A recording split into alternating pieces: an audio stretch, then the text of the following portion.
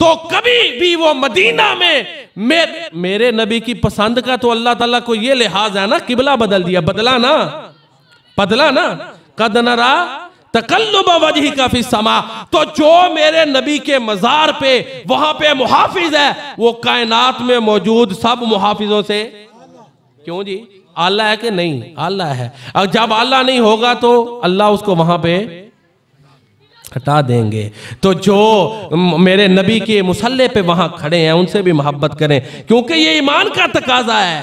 अपने नबी के साथ जुड़ी हर चीज से मोहब्बत हमें करनी चाहिए और आपस में भी करनी चाहिए। तो अर्ज ये कर रहा था कि ये इस उम्मत पर अल्लाह का एहसान है कि ये उम्मत सारी उम्मतों से आला है। इसलिए ज़रूरत है कि हम किरदार भी वैसा अपनाएं कि जो किरदार भी फिर दूसरे लोगों से आला हो। लोग ये कहें कि ये मोहम्मद करीम का गुलाम है, ये मोहम्मद नबी सल्लल्लाहु अलैहि वसल्लम का उम्मती है, इसका किरदार सबसे आला है, इस पे एतमाद कर लो। अल्लाह ताला से सोच तो बनानी चाहिए ना कि हमने बेहतरी अपने अंदर लानी है। सोच बन जाए, जहन बन जाए, कुछ बेहतरी आ जाए तो समझेंगे फायदा हो गया।